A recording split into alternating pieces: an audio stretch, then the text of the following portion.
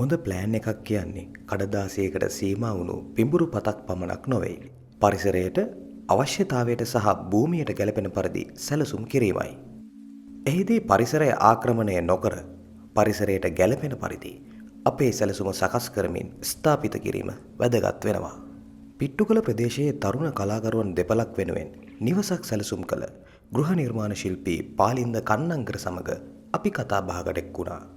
මෙම සැලසුම තුළ ඔහු සරල බව, විවෘත බව සහ සොබාදහම ඉස්මතු කරමින් වර්ණ රටා විවිධාංගීකරණයට කොන්ක්‍රීට් සහ ගඩොල් පවා භාවිතා කර තිබෙනවා.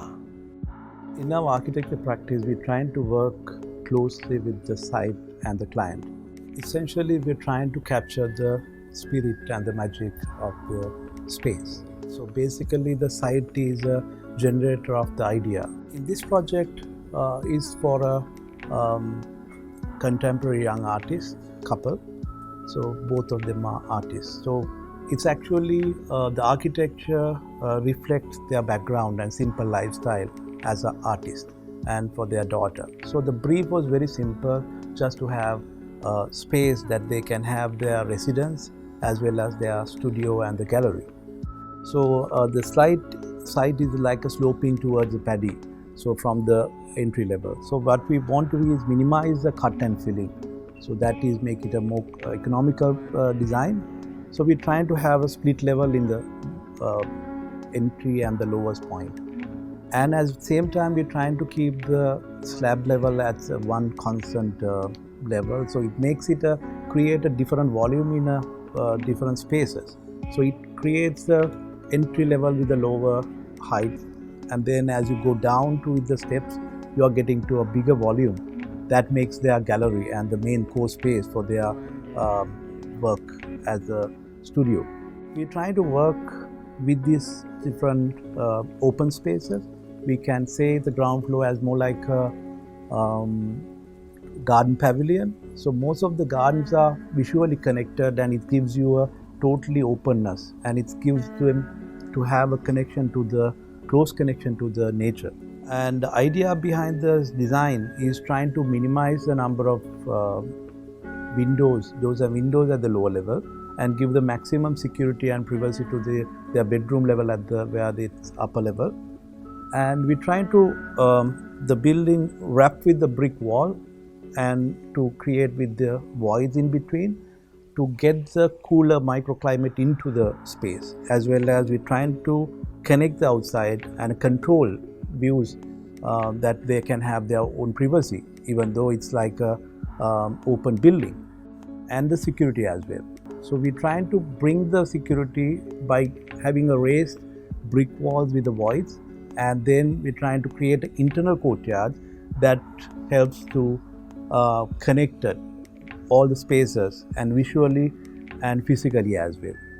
We're trying to maintain the natural slope in one side, that it shows the ramp from the parking, that shows how was the existing ground was there, and it was a landscape.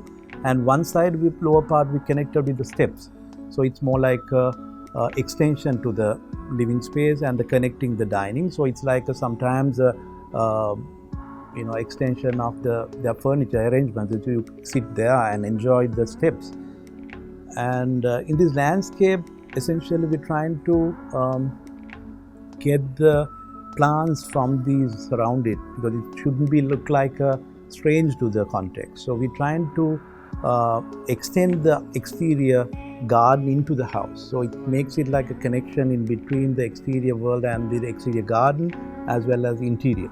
Most of the material we use it that is like a very economical, and what is left over. Even the furniture we're trying to use the reclaimed furniture and reuse with the given a repurpose of it. Some of them we convert into a different functions like coffee table, and we modified it to adapt to the client's requirements. So basically it's a result of their lifestyle as artists. So it reflects within the house.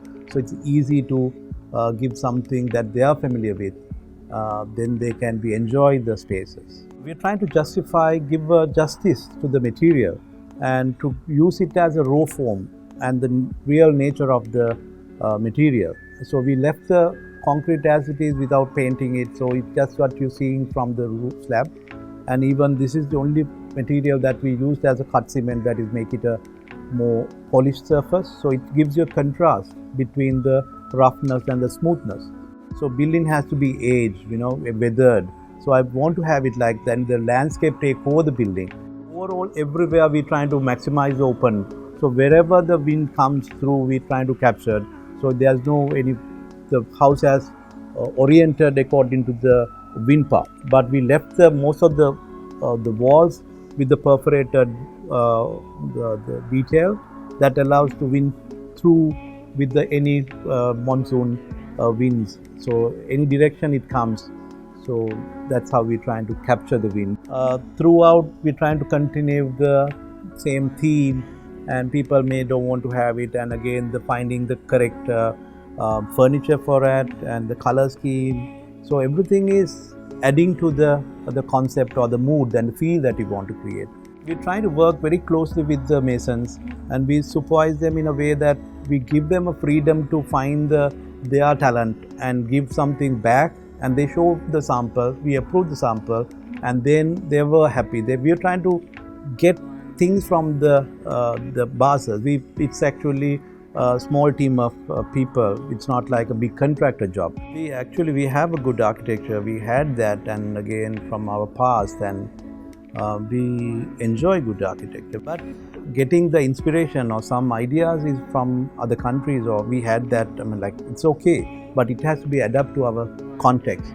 So that is very important, how you bring that and convert into it's our own thing. So if we can match our context and the climate, so then it's like it's a Sri Lankan design.